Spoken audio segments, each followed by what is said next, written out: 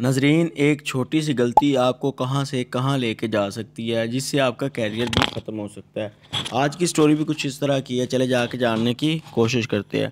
नाज़रीन ग्रामी, मैं बात कर रहा हूं मोनिका गोडे कत्ल केस के बारे में। ये कहानी है क्या, चले जाके शुरू से शुरू करते हैं। नाज़रीन, दिन होता है 6 अक्टूबर 2016 का। इलाका होता है गोवा का सपना राज वैली कॉलोनी। यहाँ पे नाज़रीन ग्रामी एक लड़की रहती है जिसका नाम होता है मोनिका गोडे। इसका बाप एक रिटायर्ड जज होता है, इसका नाम होता है रमीज गोडे। नाज़रीन ग्रामी, ये लड़की जो होती है ये पहले फोटोग्राफी में अपना कैरियर ढूंढती है, लेकिन इसका कैरियर नहीं बनता। तो ये बाद में परफ्यूम की रिसर्च करना शुरू कर देती है और ये परफ्यूम की एक्सपर्ट बन जाती है और परफ्यूम का बिजनेस करना शुरू कर देती है। यूं नाज़रीन ग्रामी, इसकी एक फोटोग्राफर के साथ शादी भी हुई होती है, लेकिन इसकी फोटोग्राफर अपने शोहर के साथ कुछ बनती नहीं, इसलिए 1 साल से ये अकेली अपने इस घर में रह रही होती है। नाज़रीन ग्रामी, इसी दौरान 6 अक्टूबर 2016 की सुबह घर की मेट इसके घर काम करने आती है। तो वो आके बेल देती है, लेकिन कोई भी दरवाजा नहीं खोलता। वो काफी दफा बेल देती है, लेकिन आगे से कोई भी दरवाजा नहीं खोलता। वो क्या करती है कि उसके भाई को मुंबई में कॉल करती है कि ऐसे मैं तुम्हारी बहन के घर आई हूँ। नाज़रीन ग्रामी, होता कुछ यूँ है कि ये जो मेट होती है ये इस लड़की को काफी अच्छे तरीके से जानती है और काफी पुराना तल्लक होता है इनका। तो नाज़रीन, इस वजह से ये इसकी फैमिली को भी जानती है। भाई जो होता है वो इनके हमसायों को कॉल करते हैं। एक हमसाई के पास इनके घर की दूसरी चाबी होती है। हमसाई इनके घर आती है, दरवाजा ओपन करती है और मेट और हमसाई दोनों अंदर जाते हैं। तो वहां पे जाके उनकी चीखें निकल जाती है। वो क्या देखते हैं कि मोनिका गोडे जो होती है उसको बेड के साथ बांधा गया होता है। उसको दोनों हाथ बेड के साथ बांधे होते हैं और नीचे से उसके कपड़े उतारे होते हैं और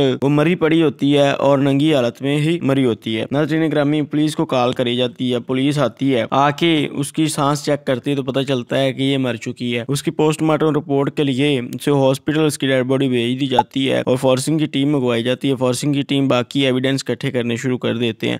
वहाँ पे वो लोग क्या नोटिस करते हैं कि इनके घर में अंडे खाए हुए हैं, अंडे के छिलके पड़े हुए हैं। तो नाज़रीन ग्रामी, पुलिस वाले ये नोटिस करते हैं कि जरूर जो कातिल होगा उसने पहले अंडे खाए होंगे और एक कप में किसी ने आइसक्रीम भी खाई होती है। आइसक्रीम का खाली कप भी वहाँ पे पड़ा होता है। नाज़रीन ग्रामी, पुलिस वाले जो होते हैं अब ढूंढना शुरू कर देते हैं कि किसने ये सब कुछ किया होगा। पुलिस वाले जो होते हैं वो कैमरे ढूंढने शुरू कर देते हैं, किसी CCTV कैमरे से पता चले, लेकिन किसी भी जगह पे कोई नजदीक कैमरा नहीं लगा होता, इस वजह से कैमरे से पता नहीं चलता। यहाँ पे उन लोगों को मोनिका के पर्स से डेबिट कार्ड की रसीदें मिलती हैं। तो नाज़रीन ग्रामी, वो लोग नोटिस करते हैं कि आखिर डेबिट कार्ड किधर गया। तो पुलिस वाले बैंक के पास जाते हैं और जाके आखिरी ट्रांजैक्शन पूछते हैं। तो पता चलता है कि इसी 6 अक्टूबर के दिन सुबह 6 बजे आखिरी ट्रांजैक्शन हुई है। पुलिस वाले उस ATM में जाते हैं, वहाँ के जाके CCTV वीडियो चेक करते हैं तो पता चलता है कि एक लड़का है जो जहाँ से पैसे निकलवा के गया। पुलिस वाले उस लड़के की तस्वीर लेते हैं और ला के कॉलोनी वालों से पूछते हैं। जब कॉलोनी वाले उस तस्वीर को देखते हैं तो फौरन पहचान जाते हैं कि ये तो राजकुमार है। नाज़रीन ग्रामी, राजकुमार जो होता है ये पंजाब के डांडिया के इलाके के रहने वाला होता है। होता कुछ यूँ है कि अहले इलाका जो होते हैं कि ये बताते हैं कि ये तो यहाँ पे पहले सिक्योरिटी गार्ड लगा हुआ था। पुलिस वाले होते हैं अब उसकी तलाश करना शुरू कर देते हैं और दाएं बाएं सारी वायरलेस भी कर देते हैं। तो बैंक वालों से फिर रब्ता किया जाता है कि अब जब इसकी ट्रांजैक्शन हो तो बताया जाए, क्योंकि पंजाब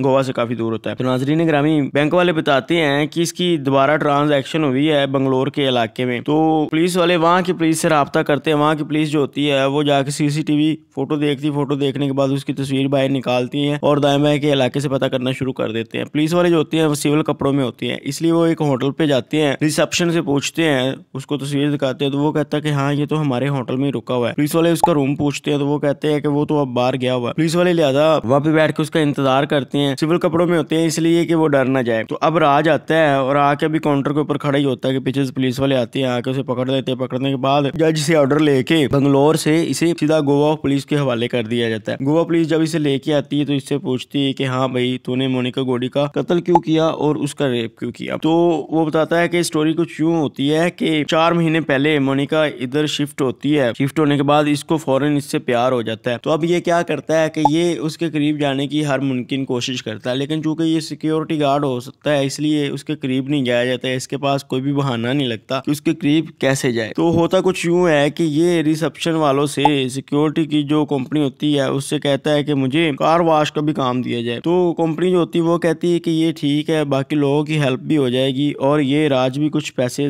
ज्यादा कमा ले करेगा। तो यूं इसे कार वॉश का भी काम दे दिया जाता है। तो ये जाता है मोनिका के कमरे में, जाके दरवाजा खटखटाता है, बेल देता है। तो वो बाहर आती है तो कहता है कि मुझे कार वॉश का भी काम मिला है, तो अगर आपने गाड़ी वॉश करवानी हुआ करे तो मुझे बताया करे। तो वो गाड़ी की चाबी दे देती है। यूं ये गाड़ी वॉश करता है, वॉश करने के बाद उसको चाबी वापस दे जाता है। इसकी इस तरीके से उससे मुलाकात होना शुरू हो जाती है कि ये गाड़ी की चाबी लेने जाता है, फिर चाबी देने जाता है। ऐसे ही ये उससे मुलाकात करता रहता है, लेकिन इसे कोई तरीका नहीं आता कि कैसे इसको डील करूं, क्या बात करूं। तो अभी ये सोच ही रहा होता है कि इसी दौरान वो जो मोनिका होती है उसकी छतरी गायब हो जाती है जो बारिश में ली जाती है। तो वो अपने घर में ढूंढती है, फिर उसे याद आता है कि वो तो मैंने गाड़ी में रखी हुई है। तो वो गाड़ी में जाकर ढूंढती है, लेकिन गाड़ी में छतरी नहीं मिलती। तो वो कंपनी को शिकायत कर देती है इस चीज की कि मेरी छतरी गुम हुई है। तो आपका सिक्योरिटी गार्ड जो है वही गाड़ी लेके जाता है कार वॉश करने के लिए, उसके अलावा कोई नहीं लेके जाता। तो मेरी छतरी गायब हो चुकी है। सिक्योरिटी गार्ड से पूछा जाता है, जब कंपनी पूछती है वो कहता है छतरी मेरे पास नहीं है। लेकिन इस चीज की जब इन्वेस्टिगेशन होती है और उसके रूम की तलाशी ली जाती है तो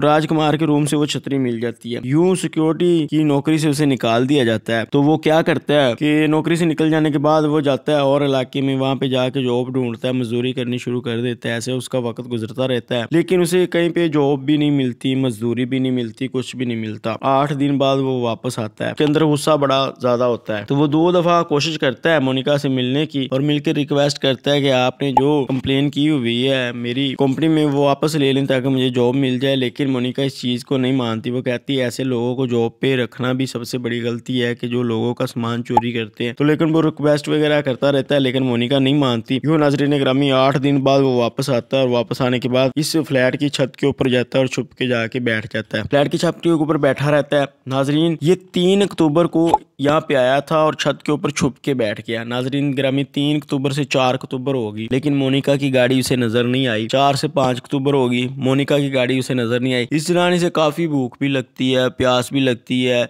लेकिन ये कभी नीचे नहीं आता। चूंकि इसे पता होता है कि नीचे अगर मैं गया तो पता चल जाएगा, वहां पे सिक्योरिटी गार्ड भी है, सारे लोग भी हैं। तो इसलिए ये ऊपर छुप के बैठा रहता है और भूखा प्यासा तड़पता रहता है। तो पहले इसका मन करता है कि चला जाऊं, लेकिन 5 तारीख को ये देखता है कि शाम के टाइम मोनिका की गाड़ी आ चुकी है। तो ये शाम को नीचे जाता है, जाके उसका दरवाजा खटखटाता है। अगर से मोनिका पूछती कौन, तो वो कहता है सिक्योरिटी इंचार्ज बात कर रहा हूँ। वो दरवाजा खोलती तो फौरन दरवाजा धकेल के अंदर चला जाता है। दरवाजे को बंद करता है। बंद करने के बाद अभी वो कुछ करती है, शोर मचाती है, अपनी जेब से चाकू निकालता है और उसे कहता है कि मैं तुम्हें कत्ल कर दूंगा। यूं ये उसे पकड़ के वॉशरूम में लेके जाता है। वॉशरूम में लेके जाने के बाद ये इसका मुंह वगैरह बांध देता है और बेडरूम में लेके जाके बेडरूम में उसे बांध देता है। बांधने के बाद अब वो कहता है कि तुमने वो कंप्लेन वापस नहीं ली, मेरी जॉब नहीं मिली मुझे, तो मुझे पैसे चाहिए। वो कहती मेरे पर्स से ले लो। पर्स से 4000 रुपया निकलता है। तो वो कहता है मुझे इतने पैसे नहीं चाहिए, ज्यादा पैसे चाहिए। तो वो कहती है ये डेबिट कार्ड तुम ले जाओ, इससे पैसे निकलवा लो। लेकिन उसे पैसे निकलवाने नहीं आते। वो उसे ट्रांजेक्शन सिखाती है कैसे पैसे निकलेंगे। वो कहता है कि ठीक है। अब वो सारा कुछ सीखने के बाद किचन में जाता है। उसको तो उसने बांधा होता है, वहां पे अंडे उबालता है, अंडे खाता है। अंडे खाने के बाद फ्रिज से आइसक्रीम निकालता है, आइसक्रीम खाता है और वक्त ऐसे गुजरता रहता है। ये वक्त गुजरते गुजरते रात के 12 बज जाते हैं। रात के 12 बजे वो मोनिका का मोबाइल लेता है और मोबाइल लेने के बाद नाजरीन ग्रामी उससे एक्स वीडियो चलानी शुरू कर देता है। प्रोन वीडियो चलाता है जब, तो मोनिका को भी नजर आ जाता है कि अभी ये कुछ गलत करेगा। तो खैर वो क्या करता है कि उसके पाँव खोल देता है। पाँव खोलने के बाद उसकी पैंट नीचे करता है, उसके साथ अपना जो करता है रेप वगैरह करने के बाद नाजरीन ग्रामी रात ऐसे गुजर जाती है। सुबह के 4 बज जाते हैं। 4 बजे इसे ख्याल आता है कि ये मोनिका तो मुझे जानती है, तो ऐसे में उसे छोड़ के गया तो ये तो बता देगी सब लोगों को। इसलिए वो उसको तकिए के साथ उसका मुंह दबा देता है। मुंह दबाने के बाद उसको कत्ल करता है और वहां से निकल जाता है। आगे की स्टोरी का आपको पता ही है कि वो कैसे फिर पकड़ा गया 2 दिन के बाद। तो ये थी नाजरीन ग्रामी मोनिका की स्टोरी। फिलहाल इन लोगों का केस का भी कोई फैसला नहीं आया। सेशन कोर्ट में इन लोगों का केस चल रहा है। आगे जो फैसला आएगा वो तो आगे चल के पता चलेगा। मुझे इजाजत दे, अल्लाह निगहबान।